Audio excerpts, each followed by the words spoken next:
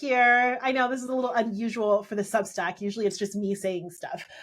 But we're in, a moment. And I really wanted to bring on my friend and also person I admire so much to talk a little bit about where we are and where we're going. And mostly midterms, which is the word I've been saying like 150 times a day. It's just midterms, midterms, midterms.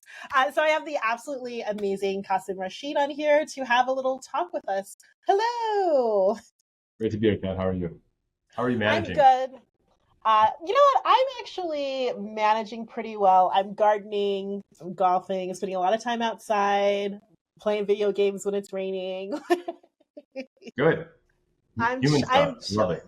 Yeah, I think, one thing I always tell people is if you're doing one thing that is making an impact, and then you're taking time for like happiness, relaxation, friends, family, or whatever, that really helps you deal with a lot of the things happening in the world.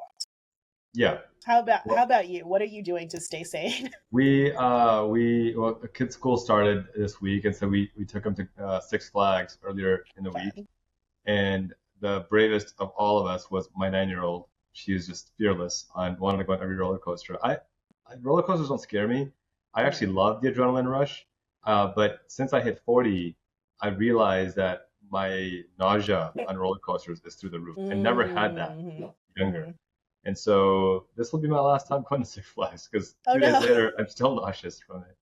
Uh, In more enjoyable news, kind of funny news, we allowed the kids to get goldfish as pets, and they brought oh, home 15. I'm like, what are we gonna do with 15 goldfish? So we you have have 15 a goldfish now. farm. Yeah, Wait, how did they get 15 goldfish? Don't they they're just come like apparently one well, of we said they could use their own money, and I'm like, I don't know how much a goldfish is, but Oh, it's like probably $5 per fish. It was 49 cents. So they're like, we got 15 because we had all this money. I'm like, oh my God, all right. that's like $100 in fish food a month, I bet. Yeah, I'm like, and now when they die, I'm gonna have to. Anyway, Oh yeah, God, you're that's gonna have life is good. 15 goldfish funeral. Yes, exactly. We had a leak and had to tear up some drywall, and we found like a mouse in there, and it was gone, like it had died. And so my 9-year-old is devastated that its mommy mouse is looking for his baby mouse, and it's gone. And then she goes, "Are we gonna pray for him in the masjid, like masjid, like mosque?" And I was like, "All right, okay, you're gonna be all right, Kate. You're gonna be okay." Right. Oh, that's hilarious. She sounds like my kind of kid. All right, well, we've gotten started, but can you just tell everyone a little bit about who you are, what you do, why they should listen to you? I still can't figure that part of it out. So if you have a reason, you can share that. I'm an attorney. I'm a human rights lawyer. I have worked in the space for decades. I'm a writer, and you can follow me across all platforms at my name, at Qasim Rashid. I have a Substack at QasimRashid.com, and it's a human rights newsletter. So all things human rights, racial justice, economic justice, international human rights law. I write about that on a daily basis. You can subscribe for free or for a cup of coffee a month. None of my content is behind a paywall, and nor will it ever be. I don't believe in paywalling human rights content. If I ever make it big as a celebrity, then I might be special enough to paywall stuff, but even then, probably not. So, would love to have your support. Yeah, I will. Obviously, the Substack is linked somewhere on this page, wherever the video is. It's really good. You, though, you write like Alexander Hamilton. Like, you are just, my notifications go off so much, and I'm like, God, Kasim again? And you make me feel really bad because you're just pumping out information. I have the one rule I have is I just write what I know about. And so if I know about it, I feel comfortable writing and I can, recognize it quickly and get stuff out there. I think people get in trouble when they start to write about things that they just have no idea what they're talking about. And Yeah. then they get in trouble. And so I just try to stay focused and it makes my life easier from that Well, perspective. I think that one of the things that I find helpful right now, uh, from your perspective, is that you have so many different hats that you've worn, and so you're able to provide a lot of different perspectives. And I think one of the things that bothers me when I'm reading political things or watching, talking heads on the news is that they haven't done a lot. And so they're very often coming from a very narrow perspective. And a lot of times I will listen to them and be like, huh, that's not actually what I'm seeing on the ground, right? Yeah. And it's really frustrating, but for you, because you have so many. So how have wearing all of those hats helped shape your approach to public service and even to the way that you are, because I do find your newsletter to be a real public service and providing perspectives and news to people who wouldn't necessarily be able to find that information other places. Well, I lean into my experience as an attorney. I've written extensively peer-reviewed law review articles, and I know you've published peer-reviewed work before, and the process for those who haven't is it's not just you write something, you submit it, and it's published. It's every sentence. The best advice a professor ever gave me is when you write a peer-reviewed article, nobody cares what you think. They only care what scholars you can cite to validate your point. And he said that you should expect that every sentence you have has a footnote next to it. Period. You shouldn't be giving out any of your own opinions. You need to show that this is scholarship that is, verified and vetted and validated, and there's a veracity to it. I'll try to think of some more V syllogisms here, but you get the point. And so you write 5, 6, 7 of those, and then you really learn how to research accurate, factual, evidence-based scholarship versus kind of the propaganda that we see in so much of corporate media and clickbait media. And I bring that to my human rights newsletters and writing as well. You'll never see me cite something or claim something that doesn't have, a reference or a link or a verified source behind it. And I think that's how you build trust. That's how you build authenticity. And the beauty of that, by the way, is that if you make a mistake, then you can say, hey, here's why I made this mistake. And now that I have more information, I'm going to update my content to reflect more accurately what's going on. And I think it doesn't hurt the trust people have in you because they understand the process by which you got to where you got. That's one. The second thing is I wear a lot of hats because as I expand my platforms, I begin to see inefficiencies. I begin to see where things can work better. And then I try to find solutions to those. I'm active on social media.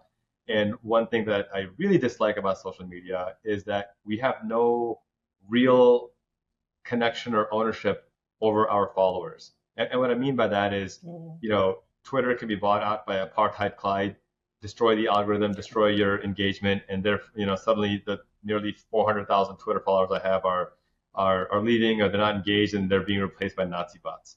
And so one of the projects that I've been working on that has now launched is a project called Amplify, where it allows you to auto DM, especially on Instagram, users who follow you a link where they can subscribe to you. And we should chat about this because I've managed to bring 10,000 of my Instagram followers into Substack subscribers, which is great because now I own that relationship. And so a lot of what I do is I try to think about how do I work smarter, not harder. And so I always get really thoughtful compliments from leaders like you who say, how do you push stuff out so quickly? It's really not because I'm anything special. It's really just that I've figured out how to be most efficient about things, where I can ensure I'm putting out high quality content that doesn't sacrifice accuracy or integrity, without spending 12 hours, 13 hours writing it. I can get it done in 1-2 hours or less, depending on. And so that's kind of how I think about these things. That how do I work smarter, not harder? How do I bring more folks along? How do I build a team who are values aligned? And when that values alignment is there, the rest of the stuff takes care of itself. But I think that's kind of my North Star, the values of human rights, human dignity, human justice, and the rest of it falls into place pretty nicely. I'm taking so many notes. I would have just stopped and wrote something as you're talking. Also, apartheid Klein, hilarious. I will be using that accurate. forever now. It's not mine. I read it on Twitter. I don't know who came up with it first, but they deserve a Nobel in literature for that. That's fantastic. So good. So one of the things that I know I'm being asked constantly, I know you're being asked constantly, is what do we do about Trump? How do we stop Trump, et cetera? And like I said before, I've just been saying the word midterms over and over and over a million times. But I want to hear sort of what's your answer to that question when people say what do we do now? How do we stop? How do we stop Peach Pol Pot, as I like to call him? Yeah, I mean, look, there's so many ways to answer this. Um, One, we need a true opposition party. Let me just let that hang out there for a second. We need a true opposition party.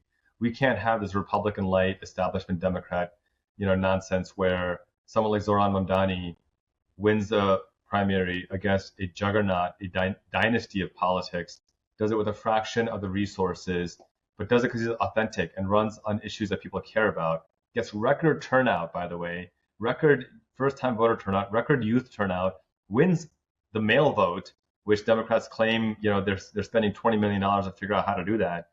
And then you have every single establishment Democrat, from Chuck Schumer to Hakeem Jeffries to Kirsten Gillibrand, not only refuse to endorse him, but then call him an Islamic terrorist and all sorts of just crap, just nonsense. It's infuriating. So one, we need an actual opposition party. That's one. And that's where I ask folks, and this is the second part of it, to get involved on your local and state and federal elections. I'm sick of hearing vote harder. Like, yes, voting is necessary, but it's just not sufficient by itself. It's not. We need to be active now. And I like to give the analogy that, for anyone who follows sports, whoever your GOAT is, whether it's Michael Jordan or whether you don't know what you're talking about and think it's LeBron James, whether it's Tom Brady, whether it's Messi, whoever your GOAT is or whatever is your sport, you've seen them hit those game-winning shots. You've seen them come up clutch. Well, not LeBron, but the rest of them have come up clutch. And you see that shot and think, man, I wish I could be like that. But what you don't see are the hours they put in the gym, in the track, on the field, all those years leading up to that shot. And so I think of voting as taking that shot, right? It's your best chance to win an election. But as you know, as someone who's a scholar of voting rights and voting access, to be able to make that vote count, you need to put in the work ahead of time, passing the right legislation, activating people, registering folks to vote, knocking on doors, making phone calls, sending text messages, writing postcards. The list goes on and on and on and on. And so right now, when midterms are still 15, 16 months away, is a time that we need to get active and organized. You need to know, who are your local city council people? Are there any open seats? There are thousands of open seats. And if you can't find someone, who has the dignity and integrity and the values to lead, run against them. I mean, this is the time to do it. People are sick and tired of the establishment aspect of it. So we stop Trump by building a coalition. And then finally, and this is the hard part, is we need money. We need money for these candidates. I'm hosting a fundraiser for a congressional candidate at my home this week, and I'm beating up all my friends to come and donate money to his campaign. One, because he's not taking money from any corporations or any foreign lobbyist organizations, and two, he's the only one in his primary of 6, 7 people now who is running on a platform of human rights and human dignity for all people, whether it's in Congo or Sudan or Palestine, or right here at home, where wealth and income inequality is at record highs. He's the only one who's saying that injustice anywhere is a threat to justice everywhere. And it would be easy for me to say, you go out and you win and I'll cheer you on. But the hard part is to say, hey, I don't want you to take corporate money, and I'm going to put my money where my mouth is and pull together as many people as I can. And if some can donate the max, great. But if somebody can get $5, I'm going to make sure I get that $5 out of them. So these are the kind of the 2, 3 things I'm thinking about. And it requires us to not give up hope and just to be active, but be active, be decisive, and own this country, because this country is ours, and we need to act like it. Yes. I mean, I think you're saying all the things that I'm constantly shouting. And I was just, the other day, I saw this Instagram reel, and it was the Taiwanese parliament, and this guy who stole the bill and ran out of the room with it to prevent it from being passed. And I Instagrammed, hey, the Democrats, can we have this kind of energy? Stop writing strongly worded letters that no one's going to read. And we need courage, and I don't want to hear anyone talking about their 2028 run. We need you literally stealing bills and running out of the room. We need that courage now, and we're not Democrats, seeing. I think Texas Democrats are leading by example right now. Excellent. Right? They really are. Yes. They're exactly. Crushing it. They're crushing it. They are, and we need more of that. I'm constantly reminded of the quote from Professor Ta-Nehisi Coates when he goes, people are asking me if the Democratic Party is up to take on the fight to protect democracy, and I would submit that if they couldn't even stop genocide, how are they going to protect democracy? And that's what I mean, that we need a sense of meaningful justice in the way our politics are Ron, look, I've been a Democratic nominee for Congress. I'm not here to tear down our party. I'm here to build it up. And that's Right. only going to happen if we have meaningful justice in the way we do. And that requires getting in good trouble, as John Lewis, the late great John Lewis, reminds us. And I think Democrats in Texas saying, the hell with this, we're getting the hell out of here to stop this from passing. And if you've been following, I know you've been following this, but Abbott and Paxton and whoever the LG is, they are threatening arrest. They're threatening expulsion from the state legislature. They're threatening, sending the FBI after them. By the way, they have no ability to do any of this stuff. But this is what authoritarians do. This is to me, it's just like the abusive boyfriend who says, if you leave me, I'm going to hurt you. And then it's like, well, okay, I'm going to leave. And then you're proving why I'm leaving. Like, this is exactly the problem. And I feel like rather than let Republicans get away with this, Democrats need to understand the agency that they have and why we need them to fight, and we need more of this. And by the way, I'll just say I appreciate that Newsom is threatening to gerrymander California to fight back, but my dude, just do it. What are you waiting for? Like, he's a fascist. He's told you I'm a fascist. This is like that episode in The Simpsons where Apu says to Homer, I've asked you nicely to stop mangling my merchandise. You leave me no choice but to ask you nicely again. It's like, just do it. Just stop him and take the lead. Throw the first punch for once. My God, throw the first punch. Yeah. Gavin. We always say in California that Gavin's like the kid in your group with like the pop collar who is kind of a jerk. You don't really like him, but as soon as the cops show up, he'll be like, my dad's a lawyer. And you'll be like, let Gavin handle it. And Yeah. why going up against Trump, even though we don't really like him, but he's the guy. But you're right, like I'll take it. Where do you think? I was just talking to someone yesterday, who is another org leader, and one of the problems that we're having in nonprofits is that big donors and foundations are just turning tail and running, and they're cutting funding like crazy, and they're not giving to anything that seems like it could be controversial, whatever.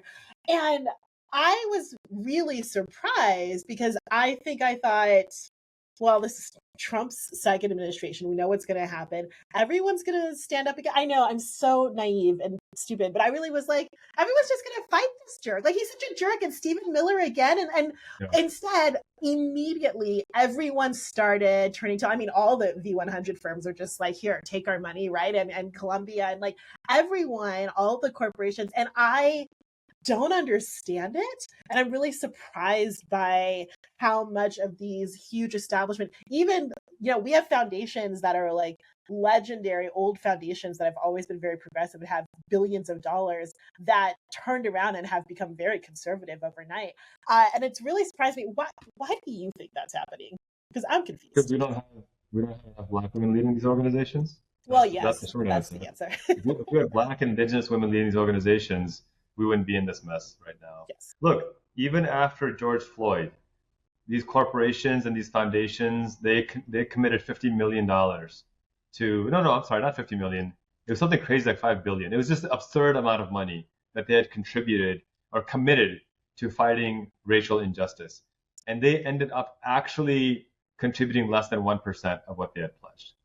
And so even in a situation like that, where we saw a man be lynched on live television in broad daylight, we saw the police cover it up and pretend like nothing bad happened. We saw Americans respond by electing Joe Biden, giving him the House and the Senate, a trifecta government.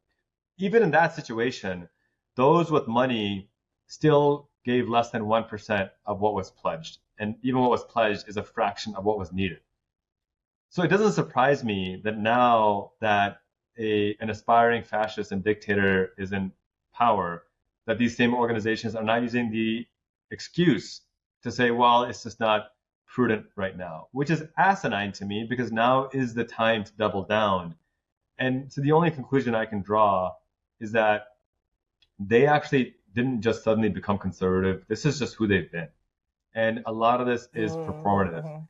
And to me, I look at some of the organizations that are still making the contributions, and those to me are the ones that I will always trust. Because if you can stand with marginalized communities in the middle of the firestorm, that's where we need you. If you're gonna, duck and run as soon as things get a little bit difficult, then what the hell were you doing here in the first place? And it's a broader conversation that you and I have had in the past, Kat, that this country was founded on the genocide of one people and the enslavement and genocide of another. It was built on stolen land by people stolen from their land. And as horrific as those atrocities were, they were further exacerbated by the fact that we've never paid restitution, never paid reparations, never had a Truth and Reconciliation Commission, never had meaningful civil rights legislation that was impactful or sustainable. And we're probably going to see a repeal of voting rights and every basic civil right over these next 5-6 years because we have a right-wing MAGA Supreme Court. So we are, declining. And this is where I feel like, and maybe this is just me talking because I've lost both my parents in the last 2 years. And maybe I'm kind of grappling with my own mortality. But to me, it's like we're all going to die eventually, right? Whether it's tomorrow, whether it's 50 years from now, I just want to make sure that when my time comes, I can look at myself and say, you did everything you possibly could. And what I would ask folks out there who have means, and I'm not talking to the folks who are living paycheck to paycheck, because I know the struggle. I've been there. It's painful. It's hard. And it's hard to listen to someone like me talk about these things when you're trying to make rent. I respect that, and I've been there, and I know what that's like. I grew up in Section 8 housing. I'm talking to the folks who have some means to say, you're not going to be protected by isolating yourself. You're not going to be safe by pretending that you can live in your bubble, because it's never happened before. They're coming after undocumented immigrants, they're coming after immigrants, they're coming after US citizens. Even if you have the complexion for protection, if you get caught helping one of these undesirables, you're going to be in the same crosshairs as well. So rather than go down in that kind of a scenario where you're dehumanized, my ask of you is to stay aligned and partnered with the people doing the work. The people, leaders like you, Kat, who've been doing the work for decades. That's how we're going to get out of this mess. That's how we're going to stop Trump. Anything short of that, and we're in the boiling frog syndrome, and it doesn't end well for anybody there. I'm sorry, I'm going on these rants, but this is just what I'm feeling right now. No, I think you're right. And I think that, one of the things that really gives me hope, there's a few things, but, yes, we are a country that was built on genocide and slavery, but we're also a nation in which every single group of people who are not white male landed gentry have won the right to vote by fighting for it, right? Yeah. Every right that we have fought for and we've won consistently. And that's what this country is people right. who say, I'm going to fight for a right and I'm going to win it. And we do, right? And this country did not want to pass the Civil Rights Act or the Voting Rights Act. We made them. And, one of my favorite books that I never shut up about is Why Civil Resistance Works, which shows you only need 3.5% of the population to overcome authoritarianism. And we have a hell of a lot more than that, right? And so I think it is... When I look at these corporations, there's a huge conversation right now in the sort of nonprofit world because the Chan Zuckerberg Institute, shock, has decided to be really right wing, right? And all these things. And I'm like, that's fine, but that's 2 people. And we're at least the 75 million who voted for Kamala, right? Like we are more than 3.5%. And if we remember that we are a nation that fights for rights and wins it. And if we remember that if we look all around the world, most countries have been in situations like this or worse, and they've gotten out of it and recovered, right? Germany's doing just fine. Then it's not hopeless, right? Like we can't, but the thing that we have to do is remember to fight.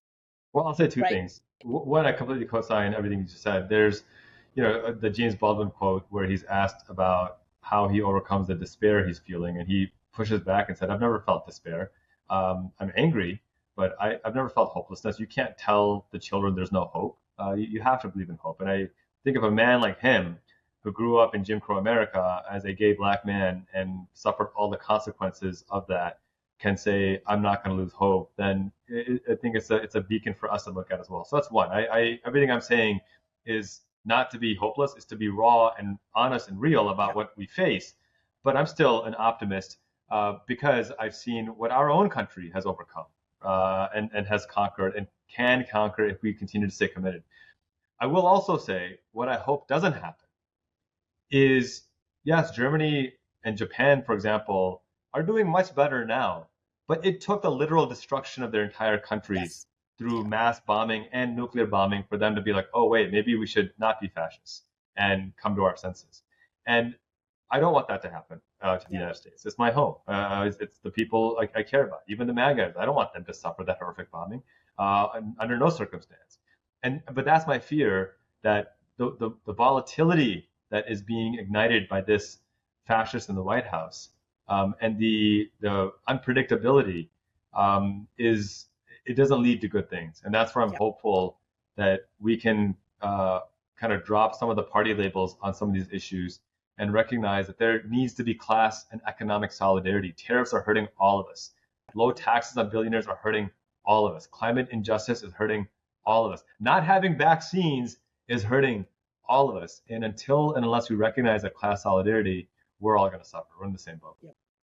So very quickly to end it, for all of the people watching, and I love our STV Substack because it's folks who support us. They've been our donors for a long time. They've been our monthly donors. They get it. I always get really kind and awesome notes from folks who actually understand the issue and actually want to do something, whatever it is, even if it's giving $5 a month or whatever, sharing an article. So for folks who care and want to do something and aren't quite sure what, particularly with this thought that midterms are coming and they're going to be really, really critical, what are 3 things that you would say are sort of easy things for school's starting, for those of you who have kids, for those of us who don't, we have stuff to do. I don't know what.